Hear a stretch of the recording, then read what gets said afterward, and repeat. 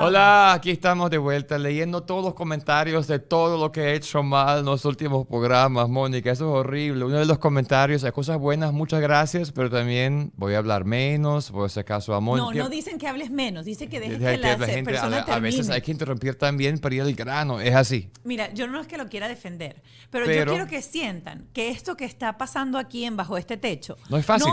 No es una entrevista. No es entrevista. Nosotros no nos estamos sentando aquí como entrevistadores periodistas a hablar y sacar la información. No, es una conversación como en la sala de tu casa. Aquí estamos en nuestra casa. Y tampoco queremos que la gente nos cuente las cosas que no quieren contar. Y para hacer eso hay que interrumpirlos.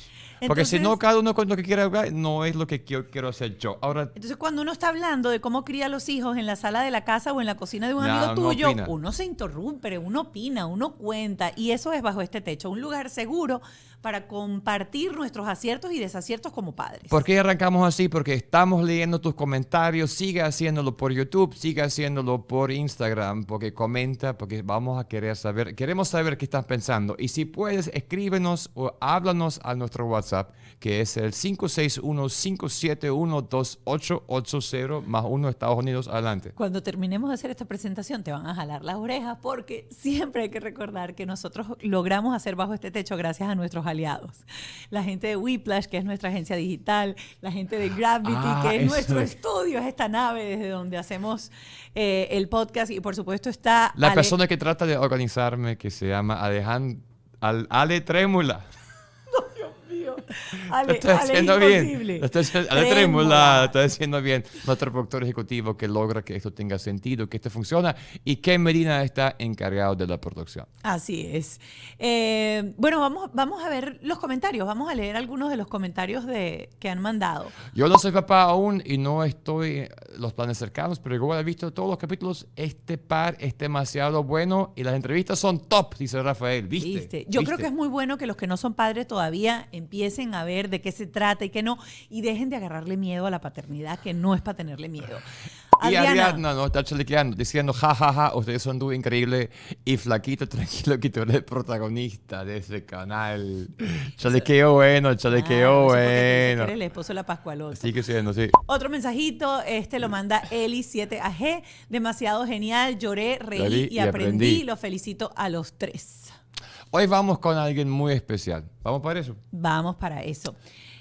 Hoy vamos a conocer a Imari Belandria, mejor conocida como My Papilot, que es una decoradora de eventos y espacios que tiene una comunidad dedicada para todos los que le gusta el arte de celebrar. Pero hoy viene a hablarnos, como lo hace en su cuenta personal, que es @losdiassimples.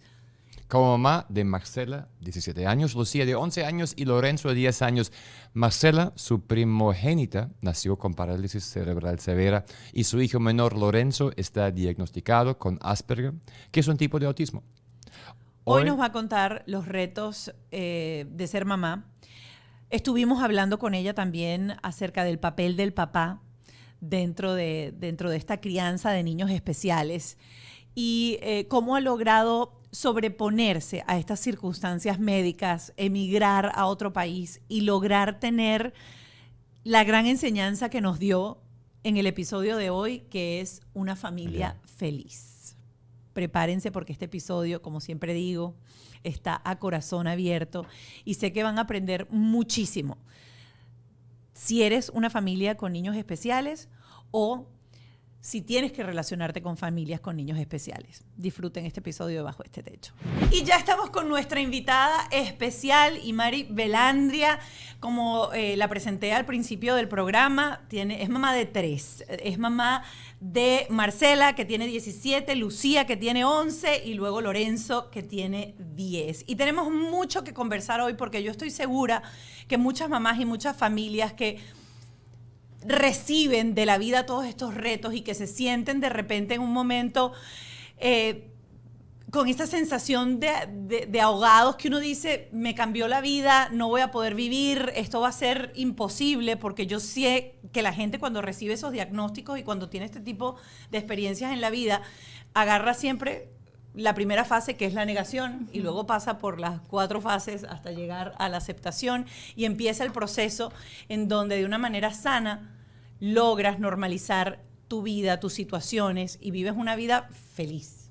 Sí. ¡Bienvenida! Ay, gracias, gracias. Sí, es verdad. Y justo eso es lo que yo estoy trabajando. Eso es lo que yo quiero, ser feliz. Entonces, como tú decías al comienzo, para mí fue todo eso que tú dices. Impactante, abrumador, fuerte, difícil. Marcela, cuando nació mi hija mayor, hace 17 años, fue diagnosticada con parálisis cerebral severa. Algo de lo que, por supuesto, yo no tenía ni idea. ¿Cuántos años tenías en ese Yo momento? tenía, no sé, 27, 28, Okay. algo así, más o menos. Y yo pensaba que un embarazo era normal y que esas cosas extrañas le pasan a las demás y que a uno nunca le pasan esas cosas. Y todo eso, pues yo traté de vivir un embarazo normal, que se fue complicando, pero en todo momento era yo. O sea, el problema era yo. El doctor me decía, no, es que tú te está pasando esto, que tienes diabetes gestacional, que tienes esto. O sea, era como que yo. Y obviamente yo me enfoqué en cuidarme yo porque el bebé estaba perfecto. Cuando Marcela nace, a los 8 meses, yo fui a una cita de ginecólogo normal y me hace el eco y me dice, ya va, pero aquí está pasando algo. Esta niña no tiene líquido amniótico, sus funciones cardiovasculares están casi en cero, hay que sacarla ya. Y yo iba, era porque yo quería mi eco 3D, 4D, no sé, el que estaba en ese momento como de moda, que era el que todo el mundo quería. Y yo iba a eso. Y cuando el doctor me decía que sacarla ya, para mí era, yo no vengo preparada para esto. Fue tal cual así, me llevan al quirófano.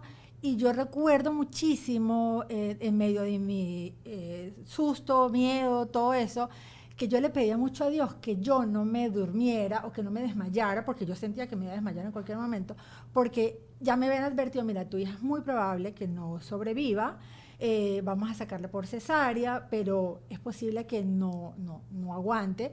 Entonces yo tenía al anestesiólogo atrás y me acuerdo que había una cruz al frente, y yo le decía al anestesiólogo, yo le ruego, le suplico que no me vaya a dormir.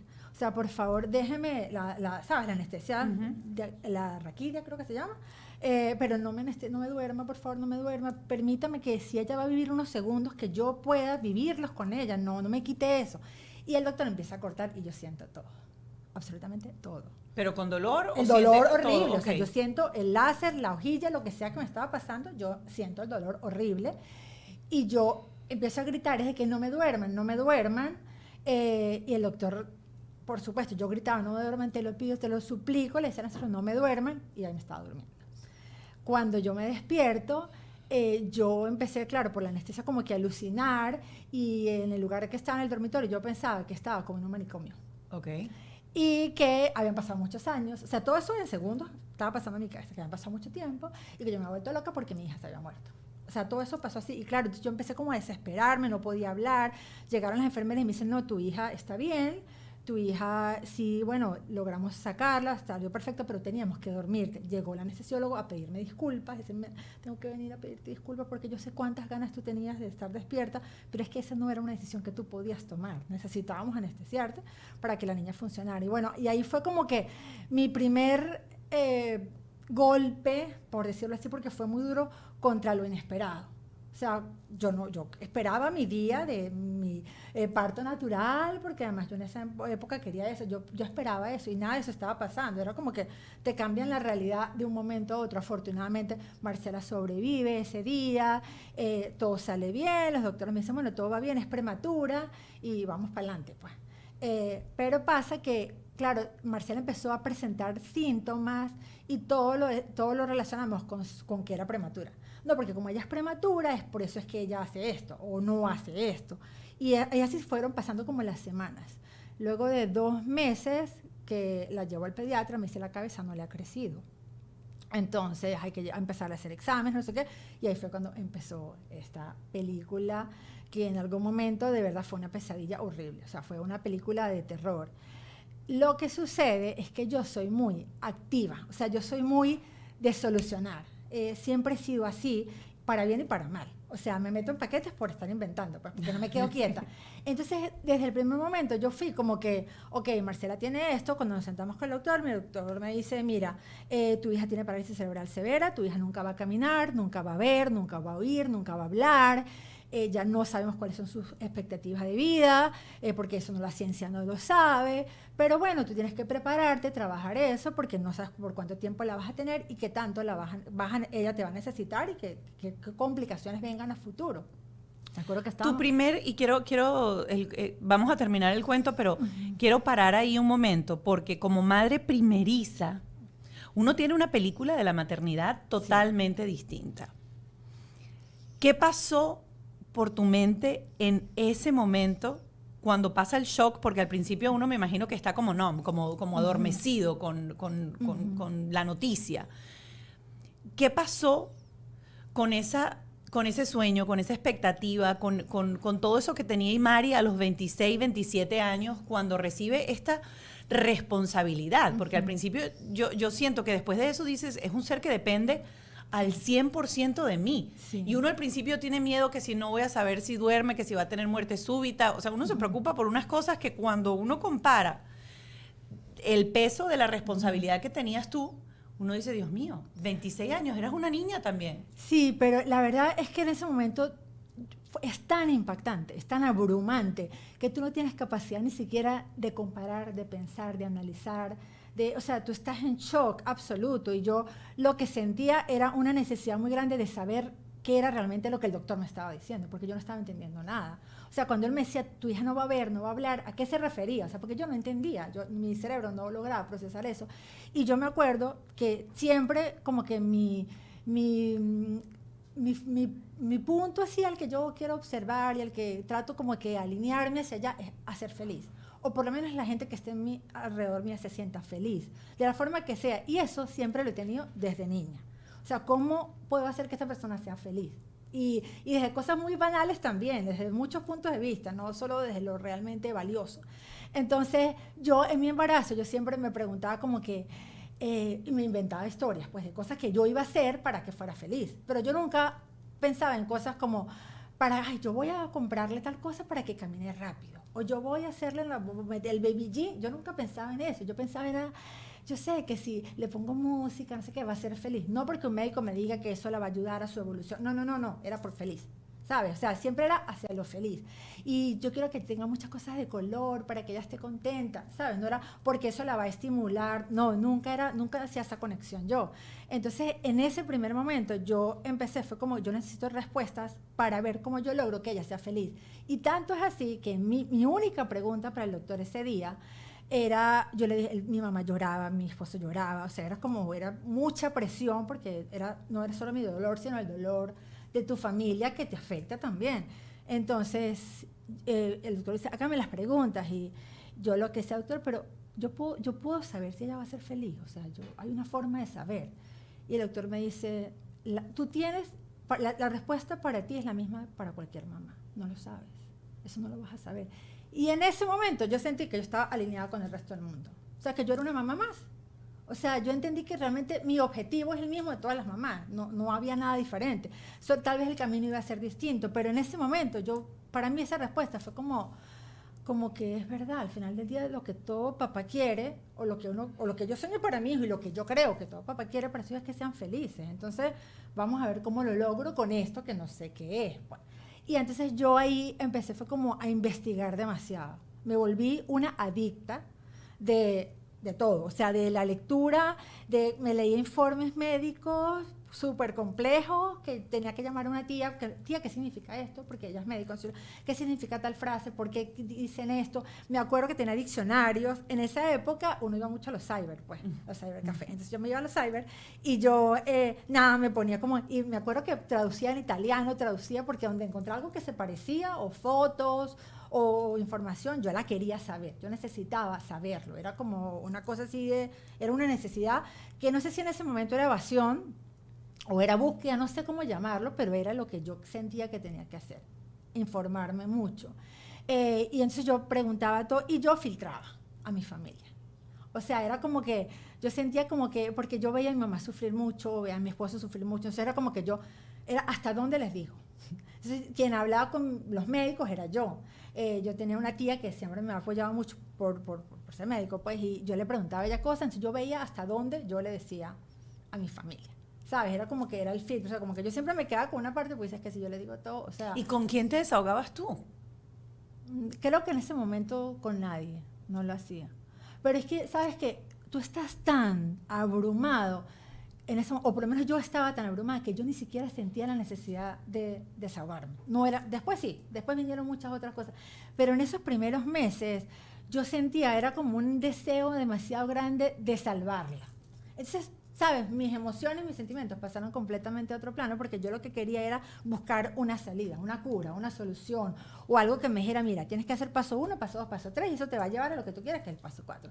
Y no existía. Entonces, a medida que yo más investigaba, me daba cuenta que estaba más lejos de esa salvación que yo quería y eso como que me iba arropando, pues. Yo estaba muy, muy enfocada, era como que en eso, tenía demasiado apoyo de mi mamá y de mi papá, entonces como que ellos son los papás de mis hijos, ellos son los papás también, o sea, mis hijos tienen 4. Entonces, mi mamá estaba como entregada y eso me ayudaba a mí a este proceso de investigación que yo creía que nos iba a salvar a todos. Tanto fue lo que yo logré investigar, averiguar, buscar, que yo cada vez que iba a las consultas médicas o hablaba con alguien, otros pacientes, otras mamás, yo no, mira, tú te vas a meter en la página tal y le vas a buscar o ve a no sé dónde, no sé qué, y las mamás eran así como que, pero tú cómo sabes tanto, tú no eres médico. Yo no, mira, porque yo investigué que no sé qué, y me di cuenta que esa información era muy útil y que no quería que se quedara como así, y creé un blog en ese momento, y yo posteaba todo. Ojo, y yo ponía en el blog, o sea, ya va, yo estoy replicando, yo aquí no estoy haciendo juicio de lo que si esa información es veraz o no, pero yo subía todo ahí. Y ese proyecto se convirtió después en una fundación que yo tuve hasta que me vine de Venezuela, en donde yo apoyaba a las familias de niños con parálisis cerebral, y bueno, esa es otra historia, pero la verdad que yo en mis primeros momentos, yo no fui una mamá que lloró, que se tiró al piso, que se culpó, que le preguntó a Dios por qué, eso no, sí vino después. Pero en mis primeros meses no había oportunidad, porque además eran exámenes médicos, cosas, luego Marcela empezó a convulsionar, luego eran tantas cosas médicas, ¿sabes? De tantos procesos médicos que tú no tienes como el músculo para dedicarte es que ni a rezar, créeme.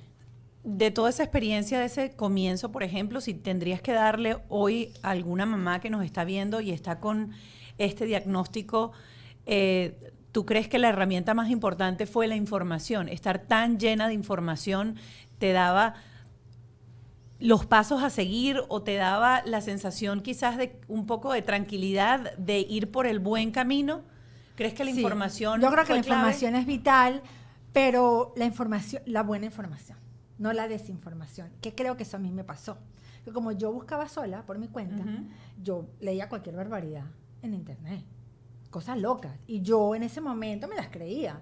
Entonces creo que fue una falla mía no haber, como que yo obviamente le consultaba a los médicos lo que yo leía, pero los médicos me decían, ¿pero dónde sacaste eso?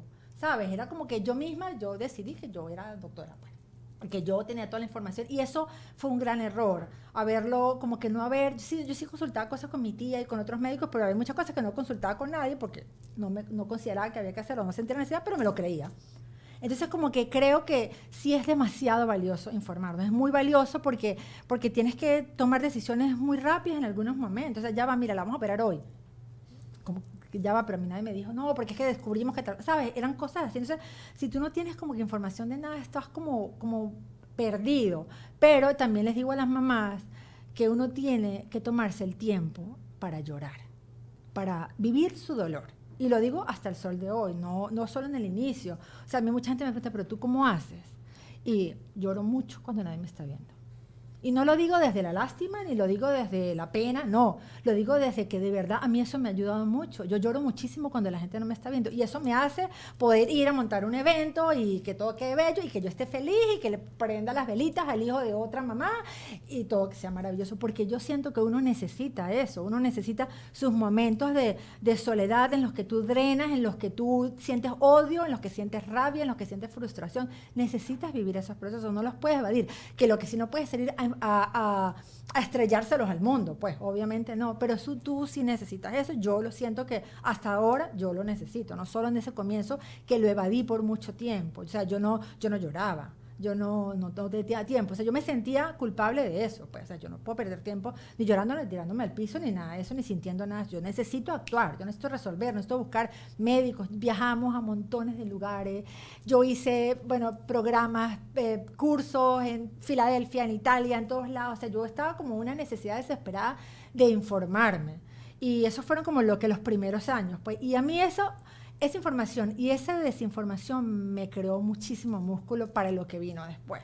Porque ya Marcela, obviamente, a medida que fue creciendo, se fue complicando en otras cosas.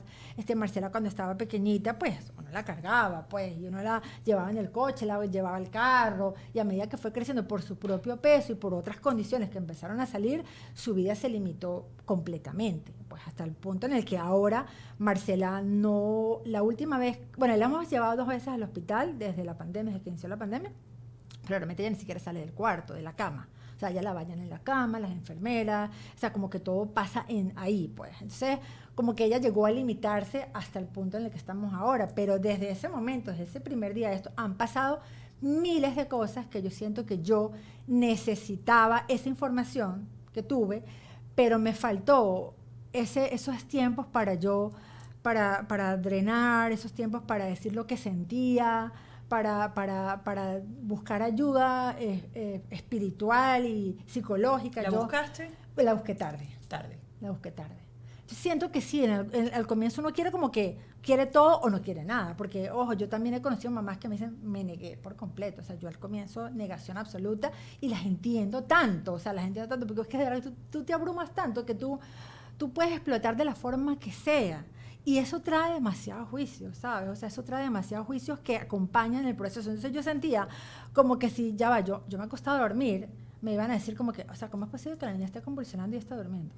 ¿Sabes? Yo me inventaba esas cosas en mi cabeza porque realmente pasaban cosas así. O sea, los papás somos los seres más juzgados del planeta. Y no por ser papás, es porque estamos demasiado expuestos a ser juzgados. ¿Sabes? Estamos demasiado expuestos a equivocarnos. Y los papás de niños especiales o niños con condiciones así, más aún. Pasa, por ejemplo, Marcela convulsiona. Y la pregunta, o de la enfermera, o de quien sea, ¿pero le diste la medicina? ¿Sabes? O sea, la primera pregunta es, ya va, eso fue porque no le diste la medicina. ¿Sabes? No te lo dicen de esa manera, pero está esa pregunta. Si el niño tiene fiebre, y estoy hablando de un niño sano, el niño tiene fiebre, pero tú le diste la medicina, o sea, tú le diste, ¿sabes? Lo llevaste al médico. O sea, la primera reacción de mucha gente es juzgarte de inmediato, y no lo hacen desde lo malo, lo hacen desde que los seres humanos somos así. Entonces, ese juicio a mí me afectaba mucho porque yo sentía como que no me puedo equivocar, no lo puedo hacer mal, porque si yo me doy el lujo de acostarme a dormir una mañana, o sea, qué mala madre soy, que esa niña puede estar convulsionando, que esa niña le puede estar pasando algo y yo durmiendo. Yo me hacía todo eso, pues, en mi cabeza. Y si bien el juicio de las otras personas me afectó horrible, me afectaba más el mío. Y se lo digo a las mamás porque pasa eso, o sea, a ti te preocupa lo que dice la gente y te duele lo que dice la gente, pero al final del día duele mucho más y afecta mucho más lo que te dices a ti mismo. O sea, lo que tú le crees a la gente y lo que tú te inventas en tu cabeza para ¿sabes? Para latigarte, pues. Tu esposo. Nosotros tenemos 2 personalidades muy distintas. Él es como más pasivo, más tranquilo, menos comunicativo, y yo soy como una explosión. ¿Cómo vivió tu esposo, que no está aquí lamentablemente? Sí, pero para defenderse. ¿qué diría? No, yo estoy aquí para defenderlo. ¿Qué diría él? O sea, ¿cómo vivió él esa primera etapa y cómo lo vive hoy en día? Él va también en lo mismo, él llora en su cuarto, Sí. está en lo mismo. Sí, pero fuimos muy diferentes desde el comienzo. O sea, él era más tranquilo, él era más de guardarse el dolor. O sea, él no es del que, mira, que a Marcela hay que ponerle Pero tal él se fue a medicina. investigar igualito. O sea, él No, fue... él no. Yo le filtraba a él. Okay. Porque él es como más sensible, pues, a esas cosas. Okay. No es que a mí no me doliera, nos dolía igual, pero yo sentía que yo podía manejar la información y podía como que quedarme en calma y hablar con el doctor. Él se desplomaba por completo, ¿sabes? Entonces como que yo también sentía que tenía que ser músculo para él y músculo para mi mamá, por ejemplo, que estuvo como ahí todo el tiempo en el proceso. Entonces él lo vivió de forma distinta, igual con el mismo dolor, por supuesto. Para él Marcela es como su... Dice, mis hijos están bien, pero ellos lo saben porque Marcela es especial para todos en la casa. Pues ellos saben que Marcela tiene necesidades particulares, que nos hace... Entonces él lo vivió de una forma distinta y con el tiempo creo yo no sé... Si mi esposo me dirá, ¿por qué dijiste eso? Pero yo siento que con el tiempo, cuando él ya como que procesó la información, creo que él logró involucrarse más activamente en muchas cosas. Pero a él le costó mucho. Le costó mucho. Y yo ahora yo no lo juzgo por eso, porque yo siento que como que de verdad es que todos los vivimos diferente. Ahora que dices, para excusarlo un poco, y, ay, mi chiquito.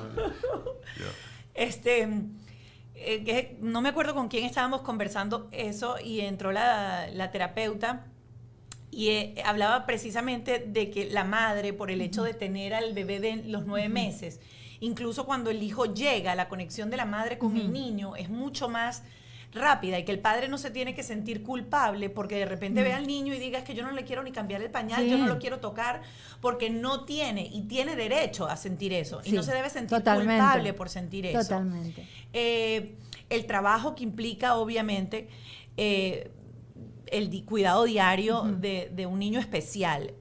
Se lo turnaban entre los dos, siempre obviamente han tenido la posibilidad de tener ayuda. Y hablas de enfermero, hoy en día enfermera. Sí, en Venezuela no teníamos. Okay. En Venezuela éramos nosotros y mi mamá. Y bueno, teníamos como enfermeras intermitentes y cosas así, porque al comienzo Marcela no requería mayor cuidado. O sea, era como un bebé, ¿sabes? Tetero, esas cosas.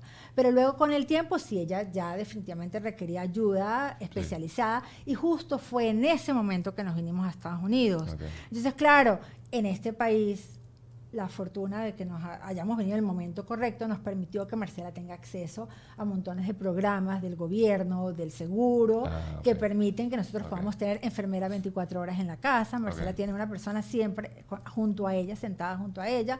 Obviamente nosotros nos encargamos de otro montón de cosas de ella, el tema logístico, el tema de pero el gobierno y el seguro está ayudando se encargan de esa porque parte. Debe ser una montaña, claro. Se encargan de esa parte y bueno, para las mamás que de repente no conocen el sistema en Estados Unidos y están en proceso de venirse o están recién llegando, porque me escriben muchas mamás que han llegado que me dicen, ¿cómo hiciste tú? ¿Cómo haces con Marcela? Bueno, obviamente es un proceso muy largo, todo, pero nosotros logramos entrar al seguro con Marcela. Primero, el estado de Florida tiene un seguro que no me quiero equivocar, pero creo que se llama Florida Kids Care, que es un programa en el cual pueden entrar personas que incluso no son residentes, ¿no? Y luego de eso, bueno, luego ya nosotros hicimos el proceso de visa, todo eso, y tenemos el seguro de la compañía, pero seguimos también con el seguro del Estado. Pues Marcela está protegida por el seguro del Estado. ¿Qué pasa? Que cuando ellos tienen la mayoría de edad, pierden los derechos, o sea, pierden todo con ese seguro y tienen que pasar a otro seguro. Pero ese seguro tiene una lista de espera de 8 años. Entonces, eso se lo quiero decir a todas las mamás que tienen hijos en estas circunstancias, que están menores de los 10 años, que por favor averigüen con sus trabajadoras sociales de los hospitales, porque es súper importante, muchas mamás no lo saben. Ponerse en lista de espera. Ponerse en lista de espera cerca de los 10 años o antes de los 10 años, para que cuando los niños logren su mayoría de edad puedan aplicar de inmediato el programa, porque si no lo que sucede es que se quedan sin nada. Se quedan sin nada hasta que puedan entrar al programa, pues. Y la realidad es que los costos de salud de este país son muy grandes. O sea, casi que la principal causa de quiebra en los Estados Unidos de bancarrota es las enfermedades, las cuentas médicas. Mira, quiero... Del segundo bebé. Vamos a hablar de otros niños. Exacto. Y quiero tocar este tema para saber cómo lo has llevado, porque hace un momento dijiste que Marcela es un ser súper especial dentro de la casa y todos saben que son un ser súper especial. Nosotros tenemos un amigo muy cercano que también, su hermano mayor, él es el menor, el hermano del medio, también es especial. Y obviamente él, cuando a veces conversamos, dice... Yo siempre me sentí quizás un poco abandonado, porque obviamente, y mi hermano mayor también dice lo mismo, porque mi hermano del medio necesitaba y requería, y mi mamá se abocó tanto a que ese niño lograra hacer esto, que de repente los otros niños se convierten incluso en cuidadores de su hermano. Entonces yo quiero saber cómo tú has manejado esa dinámica, luego con la llegada de tus dos chamos que son seguiditos, pues. Sí. Bueno, yo esperé 5 años para el segundo y es algo que también me arrepiento. La imagen de tu negocio es demasiado importante para dejarlo en manos de cualquiera. Porque la gente cree que es solamente el logo. No. Es todo. Estilo, colores, tono de comunicación. Todo comunica la calidad del producto o servicio que ofreces. Yo te recomiendo buscar el mejor equipo. Whiplash no solo crea marcas increíbles, sino que además te asesoran en el proceso. ¿Qué es lo que tú de verdad necesitas? ¿En qué debes invertir tu tiempo y tus recursos para crecer? Acércate a los que saben, www.whiplash.com, le das al botón rosa y agendas una llamada con ellos. Así de fácil. ¿Se imaginan poder crear contenido en un mismo lugar? Gravity es ese one-stop studio. Este lugar está totalmente equipado y diseñado para que puedas aterrizar tus ideas y llevarlas a otra galaxia. Desde rentar los espacios para tus producciones hasta crear con ellos un podcast, contenido audiovisual, streaming y más, todo en un mismo lugar. Para más información, visita su web www.gravity.com o por Instagram @gravity. Yo esperé 5 años para el segundo y es algo que también me arrepiento. Porque yo siento que yo tuve que tener mi primer hijo a los 15 años para haber tenido por lo menos 10 y estar ahorita feliz de mis 10 hijos. Pero, Sí, amor, pero el estoy de tiempo acuerdísimo. no ayudó. Entonces, bueno, esperé Por- mucho, por eso esperé es- 5 años. Serían Y- 3 esposos distintos para No, Mónica, yo, o sea, 8 yo habría casas. tenido morocho. Más, ¿cuántos más? Yo, de verdad, siempre yo hubiese querido. Pero bueno, 5 años pasaron y nace Lucía. Y Lucía nació en Chicago. Y la razón por la que Lucía nació en Chicago es porque Marcela tenía una cita médica. Yo por muchos años vine a Ohio, al estado de Ohio, a hacer todas sus cosas médicas. Todo lo hacíamos allá, absolutamente todo. Yo venía 4 o 5 veces al año, las veces que fuese necesario, pasaba 6 meses, 1 semana, 2 semanas. Vivía más aquí que allá, iba y venía, y yo era las que decía, yo jamás me voy a ir de Venezuela, yo voy y vengo, porque yo de Venezuela no me voy nunca. Hasta que llegó el momento en el que me tuve que venir introspectivamente, pero cuando yo vine a una de las citas, yo tenía 5 meses o 6 meses de embarazo de Lucía y yo venía como a mi última cita antes de que naciera Lucía, porque yo decía, bueno, ya no me va a dar tiempo de volver, entonces voy a organizar todo. Yo me llevaba todo de aquí, me llevaba la fórmula, Marcela está conectada a una máquina, entonces toda su alimentación pasa por ahí, todo eso es de aquí, allá en Venezuela no lo vendían. Entonces yo venía como que a hacer todo, pues todo su proceso médico, todos sus cuidados y además llevarme todo lo que necesitara, por lo menos por 5 meses, porque yo decía, bueno, no volveré hasta que mi otra hija no tenga como 2 meses. Estando aquí en el médico me dice, mira, a la niña hay que operarla. Es una operación complicada de las caderas porque se le está desviando todo, no sé qué, bueno, un montón de cosas, y es una operación que no debería esperar. O sea, ya ella se está afectando porque está presionando órganos, etcétera, y tenemos que operarla. Y yo en ese momento tenía 6 meses. El doctor me dice, mira, la fecha que tenemos de operación es para dentro de 3 semanas. La recuperación toma no sé cuánto. Cuando sacamos cuenta, no, Luciana hace aquí. Y en ese momento yo me dije, mi mayor miedo se está haciendo realidad. Y es que lamentablemente Marcela va a afectar, y no lo quiero decir de la forma negativa, sino va a afectar la vida de mi otra hija, pues, y es algo que yo voy a tener que aprender. O sea, ya me di cuenta que no ha nacido y sí va a pasar, y yo voy a tener que aprender a manejar eso. Entonces ya de entrada yo decía, ok, vamos a organizarnos aquí, porque no sé qué va a pasar, o sea, no sé cómo va a venir todo eso. Tenías, después de tu primera experiencia, a veces uno dice, y la mayoría de las parejas que tienen hijos especiales, por lo general tienen un segundo hijo y un tercer hijo. Y uno se pregunta después, ¿cómo? ¿Hubo miedo? ¿No hubo miedo? Sí. Y hago las preguntas siempre desde el Sí. más profundo respeto, porque siento que a veces uno no se atreve a preguntar y las preguntas están hechas desde el amor y Sí. desde la admiración Y son al necesarias, 100%. son necesarias. Mira, yo al comienzo, obviamente no estaba ni planteada la posibilidad de tener otro hijo. Al comienzo porque de verdad estábamos abrumados, o sea, era demasiada información y te digo, al comienzo por lo menos unos 2 años o 2 años y medio. Y luego viene la idea de tener otro hijo, qué pasaría, o sí, porque también estaba la opción de que lo que Marcela tenía podía ser genético, ¿sabes? Entonces, no era para buscar el culpable, sino era para si es genético, de qué forma se va a tratar. Si no es genético, de qué forma se va a tratar. Entonces, te empiezan a hacer un montón de pruebas genéticas por eso, para justamente alinearnos todos a lo que hay que hacer con el paciente, en este caso, ¿no? Por hablarlo de esta manera. Entonces, los médicos nos llevaron a eso. Tienen que hacerte esto, tienen que hacerse esto, porque la niña requiere un montón de cosas. Entonces, fue en ese momento cuando genéticamente nos vimos que estábamos como que bien, pues. Entonces, bueno, ok, ya sabemos que estamos bien, todo está bien, pero como dice mi mamá, el picado de culebra, hasta las lombrices lo asustan, pues. Entonces, como que obviamente un siguiente embarazo era como que, bueno, pero puede ser que los médicos se hayan equivocado, puede ser que haya algo que no sea genético, pero que esté en nosotros, que esté pasando. Uno seguía, ¿sabes? Como que seguimos haciendo esas preguntas, pero bueno, yo quedé embarazada de Lucía y dije, bueno, que venga lo que venga y que sea lo que Dios quiera. Y yo nunca me planteé, porque de inmediato, eso fue algo que pasó también cuando yo quedé embarazada de Lucía, mucha gente me decía, no, tienes que hacerte de inmediato la amniocentesis. Tienes que hacerte el no sé qué de no sé qué, porque tú sabes que ahora los niños los operan desde el vientre. Y tú sabes que si tú tienes no sé cuántas semanas, tú puedes pedirle al médico que...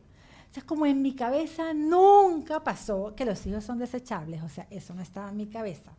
Yo decía, bueno, si voy a tener otro hijo con la condición de Marcela, ¿quién mejor que yo para recibir ese niño? ¿Me entiendes? Yo decía, ¿quién mejor que yo? Que ya tengo, ¿sabes? 3 años con esto, que ya conozco cómo es la cosa. Yo creo que si Dios va a mandar un niño al mundo así, yo soy la indicada, pues. Entonces, nunca tuve como que ese miedo a que si va a venir, entonces, ¿qué voy a hacer? Yo no voy a poder, sino como que yo se lo entregué a Dios. Pues se lo entregué a Dios y en muchos momentos sí que pensé, yo decía, bueno, Dios, si tú me vas a mandar otro bebé en las circunstancias de Marcela, dame por favor, ayúdame a que todo lo que yo he vivido sea útil para este bebé que venga. Pues, ojo, no era algo que me perturbaba y que estaba en todo momento en mi cabeza, no. Pero sí venía, había momentos en los que yo decía, pudiera ser que pase, aunque los médicos me decían que todo venía bien. Entonces, yo me vengo, como te estaba diciendo, con el tema de Marcela, y viene la operación, la cosa, y Lucía tuvo que nacer aquí. Pues, bueno, no fue buscada la opción de que naciera aquí, yo no quería ni siquiera que naciera aquí, pero nació aquí, y ya yo en ese momento yo dije, es que tiene toda la lógica, o sea, yo voy a estar viajando, yo en esa época iba y venía de Venezuela todo el tiempo, yo decía, voy a tener que estar dejando a la niña allá para venirme con Marcela, o sea, esto va a ser mi día a día, pues. Y bueno, y Lucía es una niña extremadamente particular. O sea, Dios me mandó la segunda mejor hija que yo podía tener. O sea, Lucía es increíblemente solidaria, maternal. O sea, ella es una mamá, ella es la doña de la casa, que todo el mundo me dice, bueno, pero si la mamá, ¿quién es mamá? Lucía. Porque ella es la doña, de verdad, ella es extremadamente maternal, solidaria, empática, entregada con todo, con sus hermanos, con nosotros. O sea, ella es la que se preocupa si su hermano comió, si yo dormí bien. Ella está como que en todo eso. Y yo digo, bueno, Dios me oyó y me mandó la hija que yo le pedí, que fuese la que mejor... la mejor se acoplara a esto que ya estamos viviendo, ¿sabes? Y así fue. Entonces Lucía es increíblemente sensible, preocupada. Entonces ella fue muy... Yo tengo un video en algún lugar, no sé, en el que ella, el día que la conoce a Lucía, a Marcela, pero el día que conocen a Lorenzo, al chiquito, están las dos en la alfombra acostadas y yo traigo a Lorenzo para que ellas lo conozcan. Y Lucía estaba pintando y Lucía empieza a jalar a Marcela. Lucía tenía 2 años. Empieza a jalar, tenía 5 años. Empieza a jalar a Marcela como que, Marcela, o sea, pinta, Marcela, pinta. Y obviamente Marcela no se mueve para nada, pero ella era como que, bueno, como Marcela no pinta, yo la pinto. ¿Sabes? O sea, ella era como que siempre ha sido así. O sea, no era solo su inocencia de niña, sino que ella siempre ha sido así como que, bueno, si esto no funciona, esto va a funcionar. O sea, ella siempre le ha buscado como que la vuelta a las cosas para que todos estemos mejor. ¿Ha habido algún momento, porque en la vida no todos somos blanco y negro, tenemos siempre matices de grises? ¿Ha habido algún momento en donde tú te has tenido que sentar con Lucía y conversar el tema porque ella en cierta forma haya sentido algo, necesita más atención? O porque entiendo perfectamente que ella tiene esa personalidad y lo tiene genuino y es genuino, pero son niños y somos una montaña rusa de emociones siempre. Tu manera de abordar y tu manera de explicarle a ella cómo fue, y esto lo hago sobre todo para darle herramientas a mamás que de repente están en este momento y no saben cómo decirle o cómo explicarle o cómo transmitirle, porque de repente lo que nos falta es la manera, el cómo, para que ese niño pequeño entienda que el amor es exactamente igual, que yo lo amo y lo adoro, pero que obviamente el tiempo que consume su hermano mayor o su hermano menor es una cosa que no tiene nada que ver con el amor que tú les puedas tener. Sí, bueno, primero, suceden 2 cosas. Una, que Marcela llegó primero que Lucía. Entonces, cuando Lucía nace, esa es la única hermana que ella conoce. Ella no la vio de otra manera, no la conoció de otra forma. Para ella, en su mente, la hermandad era eso, que era lo único que ella conocía. Ella no tenía otro hermano para comparar. Ella, ¿sabes? Ella llegó a una hermana que ya era así. Entonces, con el tiempo, desde que nació, ella sabía que nuestra rutina de vida era así. Y luego con el tiempo, lo que sí comenzó a pasar es que pasábamos demasiado tiempo en el hospital, que es lo que ha pasado la gran mayoría de nuestros años, que llegamos a vivir meses en hospitales, y en Venezuela, en otras ciudades, aquí. Entonces como que eso sí los estaba afectando horrible, mucho, tanto que me acuerdo, ay, que no estén viendo los del hospital esto, por favor, que nosotros metíamos a los niños en la habitación y cerramos la cortina y los niños dormían en ese pequeño espacio entre la ventana y la cortina, porque ellos no se querían ir a la casa, porque les daba terror estar en la casa solo, o sea, no solo, o sea, con su papá o conmigo, pero ellos querían era que estuviésemos todos. Y para ellos esa separación todas las noches del hospital a las 9 de la noche, como que vamos, era horrible. Entonces había como una sillita que cabía justo dentro de la cortina con la ventana. Y ellos dormían ahí con uniforme y todo. Así, calladitos, ellos saben que no pueden hablar, que no pueden, dormiditos ahí. Y a la mañana siguiente, calladitos en la boca, corran para el hospital, o sea, para el colegio. O sea, lo hicimos muchas veces porque a ellos les afectaba horrible esa ausencia de uno de los dos, o de mi esposo o mía. Y era algo que tenemos que hablar mucho.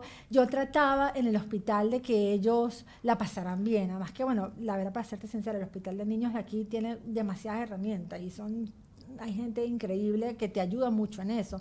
Entonces, yo trataba siempre de que ellos pasaran el mejor tiempo posible mientras estuvieran en el hospital, que no fuera terrible. En los momentos más fuertes, ellos no iban al hospital, obviamente, ni me veían a mí. O sea, podíamos pasar 2, 3 semanas, un mes sin vernos, porque yo no quería que ellos vivieran eso. O yo me disfrazaba y me iba a la casa un rato, estaba con ellos una tarde o algo así, pero siempre aislándolos como de eso, protegiéndolos de eso. O sea, en los momentos que ellos iban al hospital, ellos iban a pintar, a jugar, a hacer cosas así, a acompañarnos. Eso era lo que vivíamos nosotros normalmente en el hospital, y yo siempre he sido súper cuidadosa de que ellos no sientan que por culpa de Marcela, tal cosa. Por ejemplo, mi hija Lucía cumpleaños en julio y todos los años. Es como algo que pasa en ella, que todos sus cumpleaños se arruinan, por alguna razón. La pandemia, hospitalizaciones de Marcela muchísimas, cirugías de Marcela que a última hora, y sus cumpleaños siempre se arruinan. Pero yo siempre lo he manejado desde que julio los niños no están, no podemos hacer la fiesta en julio, porque es que, imagínate, no van a ir los niños, todos los niños están de vacaciones. Entonces es mejor que la movamos. Yo siempre estoy jugando con eso. Y las fiestas de mis hijos nunca han sido el día de su cumpleaños. No. A mí no me importa si la hago. Es más, mis hijos cumplen dos en marzo y uno en julio. Yo les celebro su cumpleaños en diciembre. ¿Sabes? O sea, yo me desapegué de todo eso. Cuando se puede, ese día será. Y a ellos los he manejado así. Y claro, siempre he tenido como excusas, ¿no? Para eso. Para que ellos no lo vean que es como que por culpa de Marcela, que no podemos hacer esto o que no podemos viajar. Nosotros nunca tomamos viajes largos, por ejemplo. Nunca hacemos viajes de un mes, a menos que nos vayamos todos. Entonces yo siempre les digo como que no, porque es más chévere, es más divertido si vamos 3 días a Disney, regresamos y luego vamos de tantos días a esquiar y regresamos, o vamos, ¿sabes? Nunca les hago ver como que es que no, nosotros no podemos tener vacaciones, porque no podemos dejar a Marcela sola. Jamás les voy a decir eso, nunca. O sea, como que siempre yo buscaba la forma de que ellos sientan que las consecuencias de lo que puede estar viendo Marcela no es lo que realmente está moviendo sus vidas. Pues eso lo he hecho siempre así. Y para el otro que tú me decías que cuando yo hablé, ¿cómo lo hablé? Yo con Lucía. Yo más que hablarlo con Lucía por Marcela, lo hablé por Lorenzo. Lorenzo, que tiene 10 años, fue diagnosticado con autismo. ¿Hace cuánto? Hace, no sé, como 7 años, no sé, Okay. 6 años más o menos. Realmente es Asperger, pero Lorenzo es súper funcional, súper todo, y ha avanzado de una forma impresionante, o sea, aceleradísima. Pero ella sí empezaba a ver cosas como que, ¿por qué Lorenzo hace esto? ¿Por qué pasa esto? Lorenzo tuvo episodios de mucha agresividad en las que él como no lograba comunicarse, él explotaba, y explotaba horrible, y eso a ella la estaba afectando mucho porque ella estaba ahí, ella lo vivía, lo veía. Lo que pasaba en el hospital, Lucía no lo veía, pero lo que de Lorenzo sí lo estaba viendo, y con ella sí me tuve que sentar, y para ella fue horriblemente doloroso. ¿Por qué? Horrible. Porque, como te digo, para ella Marcela era así, ¿sabes? Ella no es como que, me cambiaron a mi hermana. Marcela era de una forma y ahora es de otra, que sucede, por ejemplo, en el caso de las mamás que tienen niños sanos y pasan por un accidente o pasan por cosas, tú tuviste un hijo, ahora tienes otro, y eso es horriblemente traumático también. En el caso de Lucía, Marcela era así, ella no conocía a otra Marcela, pero con Lorenzo, para ella Lorenzo era Lorenzo, y resulta que Lorenzo tiene algo que... 10 años, o sea que cuando Lorenzo tenía como 3. Como 3, lo 4, sí. diagnosticaron, 3, 4. Sí. Y lo diagnostican porque tú empiezas a ver porque yo empecé a ver diferentes. actitudes que yo decía, esto no me parece normal. Ojo, yo he sido primerista 3 veces. Mis 3 hijos son totalmente diferentes en todo. Pero con Lorenzo había cosas que yo decía, es que esto no me cuadra. O sea, por ejemplo, él, lo primero que presentó ya de meses es que él movía la cabeza hacia los lados, ¿no? Y yo decía, pero yo lo traje a médicos aquí, a médicos allá, y me decían, no, está perfecto, le hicieron sus exámenes, todo perfecto. Pero ya estando grande, él empezó a correr de un lugar al otro. O sea, él iba, por ejemplo, de la puerta y siempre en la misma ruta. No era que corría en cualquier lugar, no. Él era de una puerta específica a un sofá específico. Todos los días, todo el día. Y corría, iba, venía.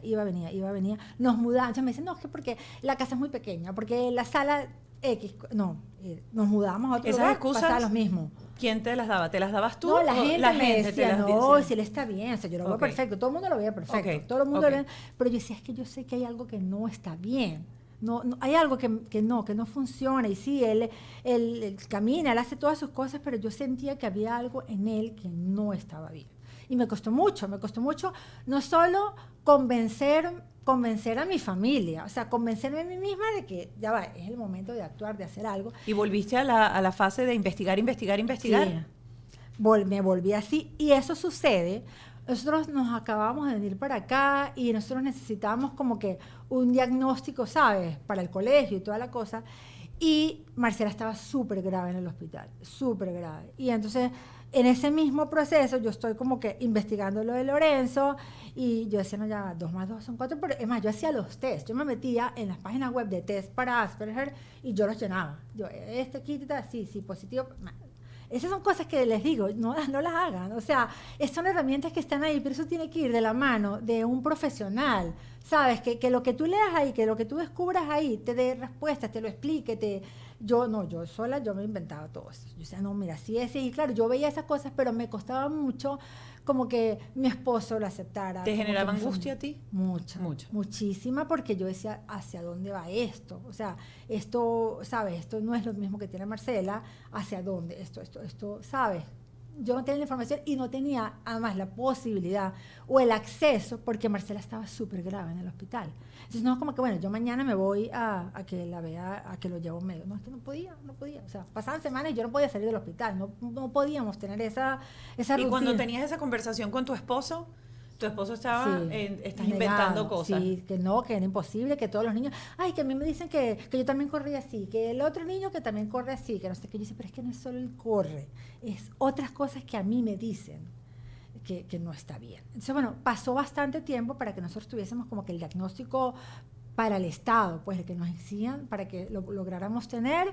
Y bueno, nada, efectivamente fue súper fuerte. Nosotros en ese momento estábamos viéndonos con a Lorenzo lo estaba viendo una psicólogo, y pasó que, bueno, ya va, yo sí estaba clara de que pasaba algo, pero también estaba muy clara que no era tan grave, ¿sabes? Yo estaba muy clara de que lo que él tenía tampoco era una cosa que, ¿sabes? Yo eso también lo tenía muy claro.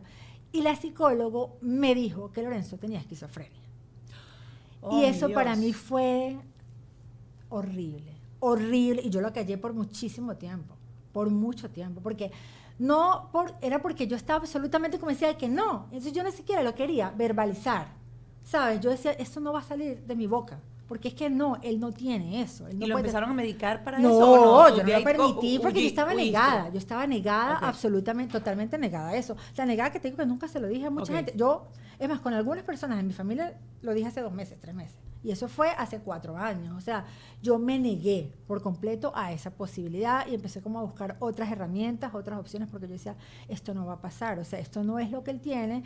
Y empecé como que a buscar herramientas, y ese mismo psicólogo me había dicho cosas muy, muy atinadas que yo empecé como a reinventar. O sea, por ejemplo, ella me dijo que yo le comprara una, ¿cómo se llama? Una chaqueta de fuerza, ¿sabes? Esas sí. que usan como en los psiquiátricos, Ajá. que las vendían en Amazon. Yo me meto en Amazon y yo cuando veo la chaqueta, esto es lo de los locos.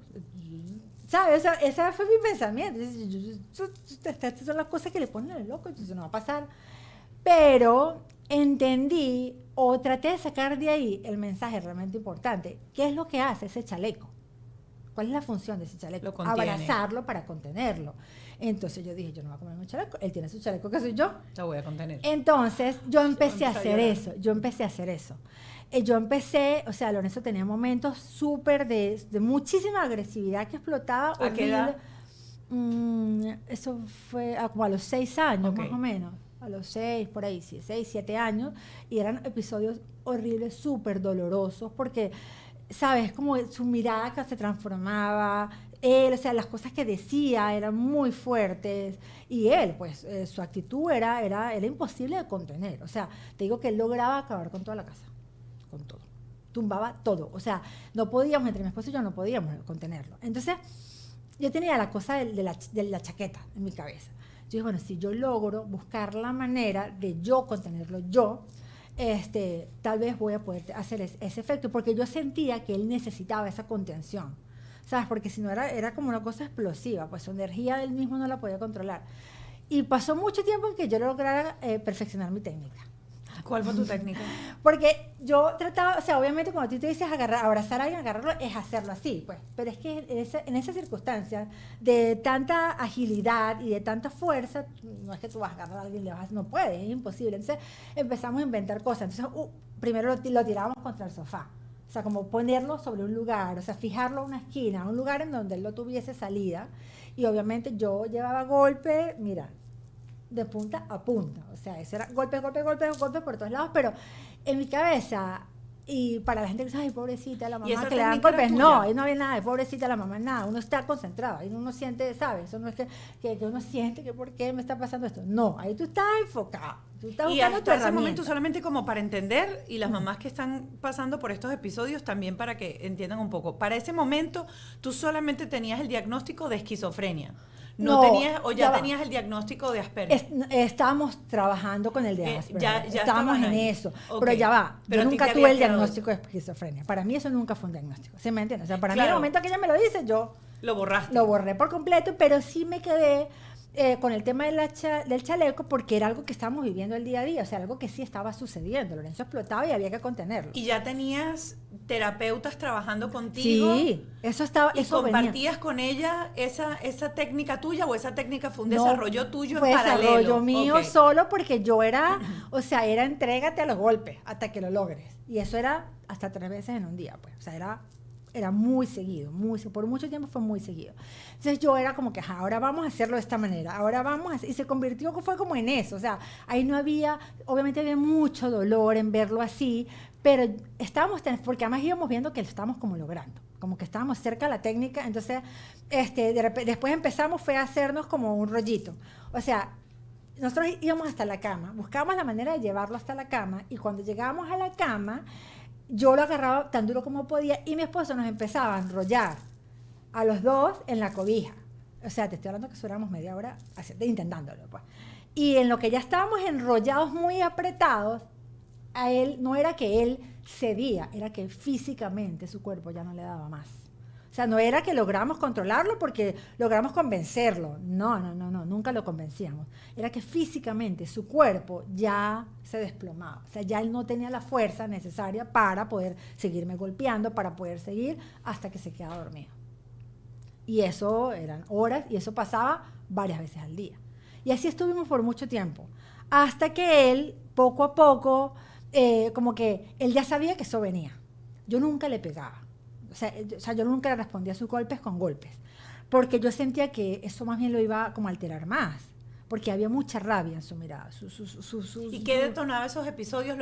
¿Podías Sí, anticipar eso? al comienzo nosotros decíamos, es que es nada, o sea, el de la nada él explota y no sabemos, o sea, está así normal y explota. Con el tiempo empezamos a ver que tenía que ver con la comunicación. O sea, yo, por ejemplo, me acuerdo un día que explotó horrible y yo dije, bueno, voy para atrás en la película. Ajá, él estaba aquí, explotó, pero él venía de la cocina y él en la cocina estaba agarrando algo, entonces llamaba a Lucía. Lucía, ¿tú te acuerdas cuando Lorenzo estaba aquí en la cocina? ¿Qué es lo que le estaba diciendo? No, él estaba diciendo algo de la arepa. Ok, ¿qué estaría diciendo la arepa? Y me ponía a revisar todo, revisaba las ollas, revisaba la masa, revisaba todas las cosas que pudo pasar aquí, que fue lo detonó. Entonces, de repente mi esposo decía algo, no, él como que estaba pidiendo la arepa, algo de la arepa.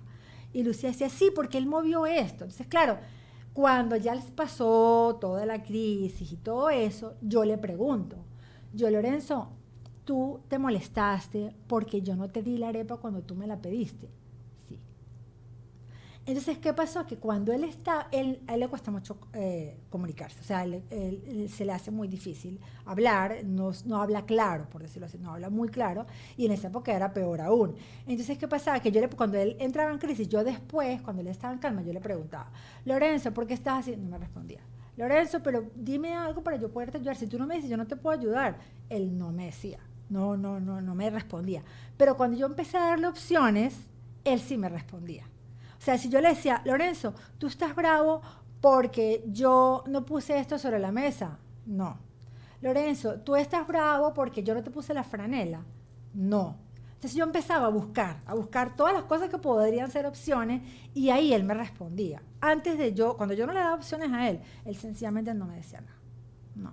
Bravo, pero dime, cuéntame, ¿qué te pasó? Y claro, él no me lo decía porque si le cuesta hablar, imagínate explicármelo. Claro. ¿Sabes? Entonces yo entendí que darle opciones era la manera de él responderme. Entonces yo le decía, Lorenzo, ¿es por esto o por esto? Hasta que me decía, sí, es por esto. Y hoy en día que dices que has logrado manejar esos episodios y controlar esos episodios, ¿gracias a qué herramientas has logrado controlar esos episodios? Bueno, lamentablemente no puedo decir que es gracias a mí, fue gracias a la pandemia. ¿Por qué? ¿Por qué la pandemia hizo eso? La pandemia nos encerró en la casa. ¿Y qué pasó? Que la pandemia nos hizo estar más con él, poder leerlo más durante el día, ¿sabes? Desde que se levanta hasta que se acuesta, todos sus procesos del día a día, poder estar ahí todo el tiempo observándolo, ¿sabes? Y entendiéndolo y viendo, ya sé que Lorenzo en las mañanas, cuando tal cosa, pasa esto, o si yo hago esto, sucede eso. Tenemos más tiempo para observarlo, para analizarlo. Y él se sentía además más atendido, más cuidado, más querido, más muchas cosas, porque estábamos todo el tiempo con él. Y la verdad que nosotros, la pandemia para nosotros fue como que nos metimos en un club de vacaciones. La verdad, y a mí a veces no me gusta como que decirlo de la forma, ¿sabes? Porque sé que hay gente que la pasó horrible en la pandemia y que la sigue pasando, pero en nuestro caso la pandemia nos trajo mucha sanación a todos. Marcela nunca estuvo en el hospital durante la pandemia, solo cuando le dio COVID, pero nunca tuvo que ir al hospital, que era mi mayor terror. Yo decía, a Marcela la agarra la pandemia, en el hospital me muero, porque no íbamos a poder salir, entrar, o sea, los niños, todo eso, nos agarró en la casa. Y entonces como que fue como ese proceso de poder tener más tiempo para oírnos, para observarlos, para entenderlos. Y poco a poco Lorenzo también se sintió como más observado, más atendido. Lorenzo no salía de su cuarto, Lorenzo no le gustaba conversar con nadie, o sea, Lorenzo siempre estaba como que aislado del mundo, siempre estaba buscando la manera de que nadie, o sea, como que no me toques, no te acerques a mí, no. Él siempre buscaba eso, él se encerraba en su cuarto, no abría la puerta. Me acuerdo que había momentos en los que para comer le tocábamos la puerta y él abría un poquito la puerta y era como los perritos, igualito. Le poníamos el plato en el piso y él lo agarraba. La única forma de que comiera. O sea, y así como eso, muchas cosas. O sea, son miles de cosas que fueron sucediendo con Lorenzo que poco a poco dejaron de pasar. A él, por ejemplo, él no le gustaba gente en la casa. Que hubiese gente en la casa, no. Marcela siempre tiene una enfermera, pero que hubiese dos, no. O sea, que a veces coincidieran las dos en la casa, porque hay tanta gente en la casa. O sea, ¿qué hacen ellos aquí? O sea, a él no le gustaba la gente en la casa, pues. Entonces, la pandemia hizo que no fuese gente a la casa, que nosotros estuviésemos todo el tiempo con él, de él sentirse libre de, no tiene que ir a la escuela, no tiene que enfrentar que el tema de la escuela también, el tema bullying, el tema montones de cosas. Entonces, él poco a poco fue como que, él mismo como que, este es mi sitio de confort, esta es mi zona cómoda en la que yo soy libre. Y se lo permitimos además, o sea, por muchas cosas. A Lorenzo no le gustaba ponerse ropa, por ejemplo. Y en la casa él podía estar como quisiera, porque bienvenido como tú quieras, o sea, te amamos así, no importa. Entonces él se empezó a sentir como que ya no tenía que lidiar con muchos pesos, sobre todo con el tema de la puerta de la casa hacia afuera, y eso lo ayudó muchísimo, lo ayudó mucho, y poco a poco él fue, y nosotros, o sea, fue como un trabajo de todos. Pues él tiene además a Lucía, que Lucía es como su fortaleza, su compañera. No sé eso. ¿Cómo cambió la relación de Lorenzo con Lucía en la pandemia? Ellos son así. ¿Son así? Sí. Sí. Ellos son increíblemente unidos y solidarios y de un nivel de apoyo. Mira, yo siempre he dicho, el mejor regalo que un papá le puede dar a un hijo es un hermano. Así sea el peor hermano del mundo, créeme. O sea, la relación que hay y el amor y el sentimiento que uno tiene hacia los hermanos es único. Eso no se va a comparar con el mejor amigo que adoptaste como hermano. No, o sea, hay algo entre los hermanos que va más allá de todo, del amor, del perdón, de muchas cosas. Y yo siento que ellos dos son el mejor ejemplo de eso. Pues. Obviamente Lucía ya está preadolescente, en una etapa en la que ella quiere estar en su cuarto sola, que ella quiere hacer cosas sola, eso. Y Lorenzo está en otro mundo, pues, que es un mundo también nuevo para él, porque Lorenzo antes no se relacionaba con nadie. Ahora él ya se relaciona, ya le hace cosas. Entonces, de alguna forma, la pandemia fue como que los arropó para que pudieran ellos, ¿sabes?, vivir cosas que incluso ellos no vivían, porque tal vez para muchas personas la normalidad era, los niños van al colegio, los papás van al trabajo, en la tarde se encuentran, pero esa no era nuestra normalidad. Nuestra normalidad era estar en un hospital, ¿sabes? Entonces, para ellos, la pandemia les trajo eso que otras personas siempre dieron por sentado y siempre tuvieron, que es la tranquilidad de estar en la casa, ¿sabes? Lucía preguntó en algún momento, cuando empezó a ver esos cambios en Lorenzo, y hubo esa conversación con Lucía, a diferencia de el crecer con Marcela de la manera que ella creció. Hubo rabietas de Lorenzo para con Lucía, en donde Lucía decía, pero ¿por qué me trata así? No, sí, las agresiones siempre eran hacia mí. Okay. Él siempre explotaba era conmigo, pero Lucía era víctima porque Lucía trataba de defenderme. Entonces, claro, en ese tratar de defenderme, ella también terminaba, ¿sabes?, afectada. Pero cuando ella empezó a ver, o sea, cuando en la pandemia nosotros empezamos a ver que podíamos hacer cosas tan normales como sentarnos en la mesa a comer. Que podrá sonar, o sea, ya ustedes nunca se sentaron en la mesa a comer, porque también nos pasa eso, para que la gente es como que, ya, tú no le has puesto las vacunas a tus hijos todavía. No se las he puesto porque tengo 2 años viviendo en un hospital. ¿Sí me entiendes? O sea, nos pasan esas cosas que a veces la gente nos hace preguntas como que, ¿de verdad tú todavía no has? No lo he hecho. O sea, ¿sabes? Ya no me importa que la gente piense, esta mala madre que todavía no le ha puesto las vacunas a los niños, o esta mala madre que no les hace desayuno todos los días a sus hijos. No les hago. No les hago porque tengo otra cosa que hacer. Porque, ¿sabes? Nuestra rutina es diferente, como es diferente la de cada familia. Y por eso digo, los juicios de las personas y los juicios que uno se hace a uno mismo están completamente fuera de lugar. Cada quien tiene su rutina, cada quien tiene su forma de vivir su vida y sus necesidades.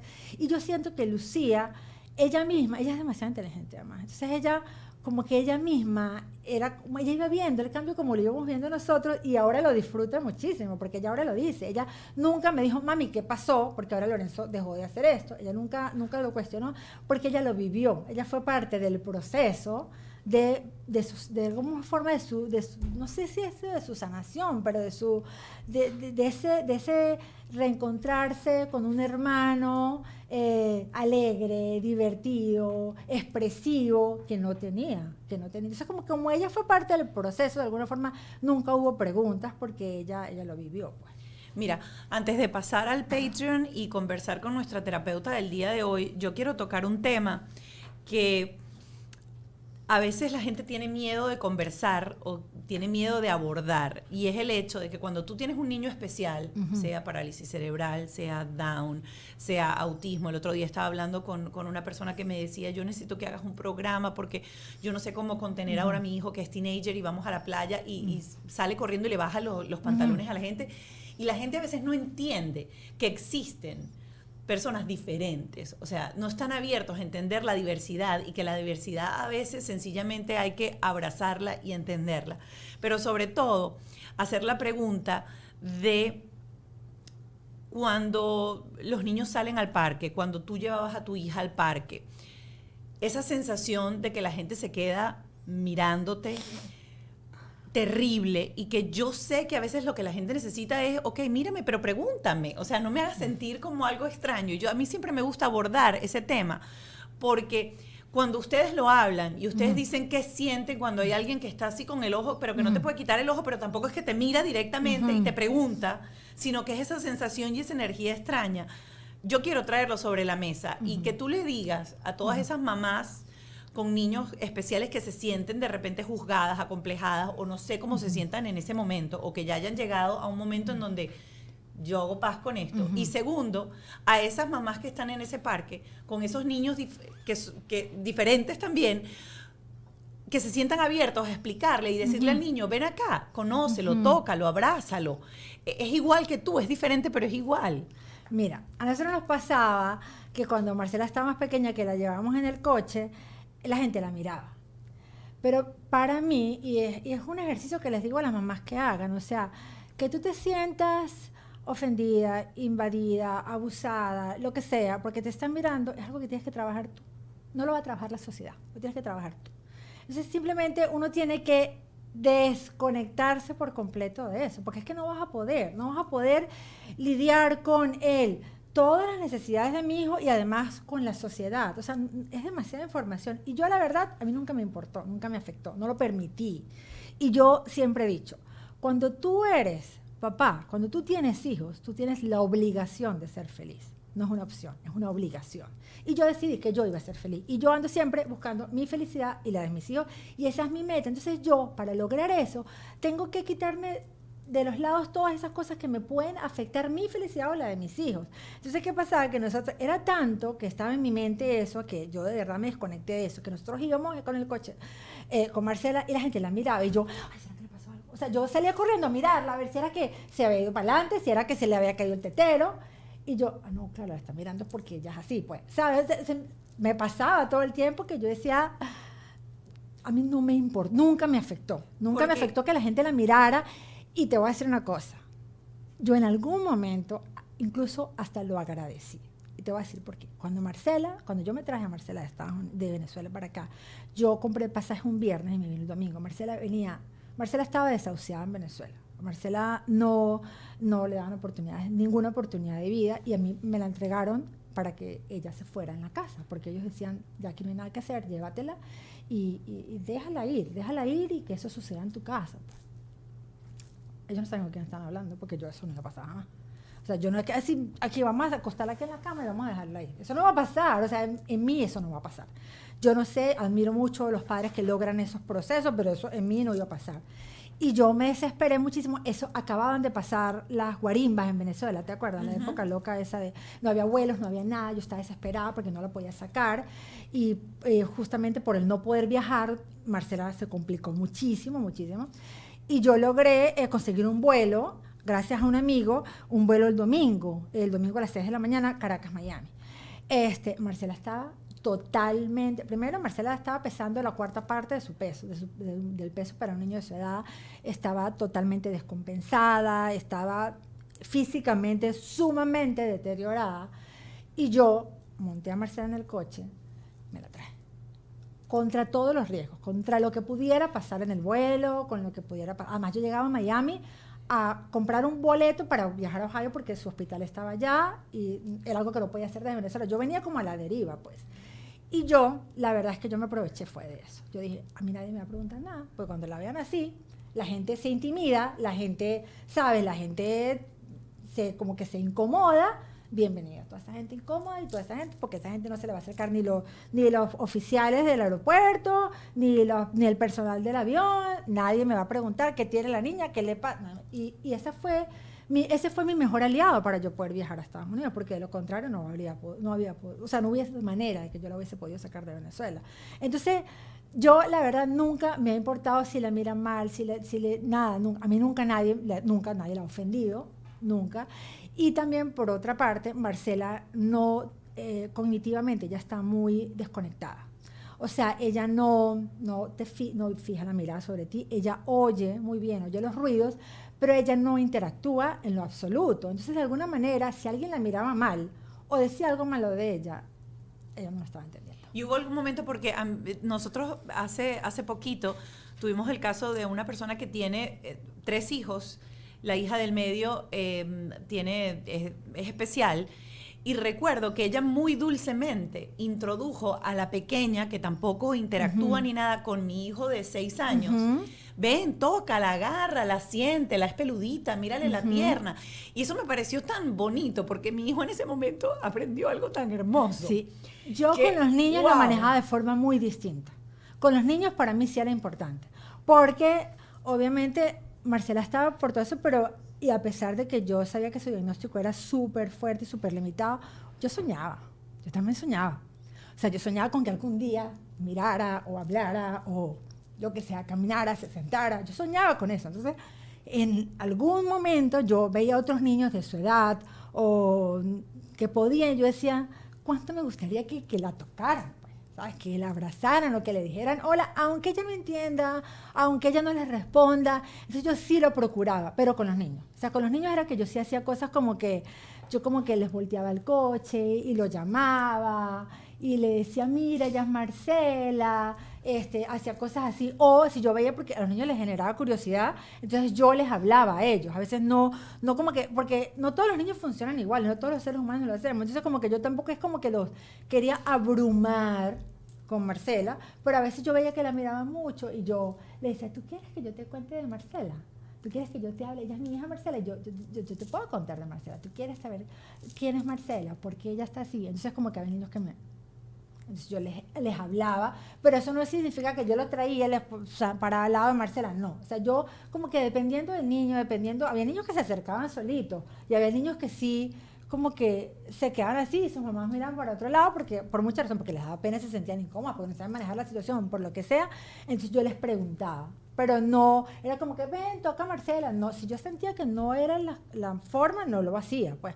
Pero sí trataba de hablarles a los niños mucho en ese momento porque yo decía, me encantaría que se le acercaran, que le hablaran o que le dijeran, no sé, cualquier cosa. Y eso no pasaba nunca, por supuesto. Además, yo tenía puntos de comparación porque Marcela tenía primitas de su misma edad. O sea, a veces estábamos, la foto de las primas, ¿sabes? Y para mí era profundamente doloroso.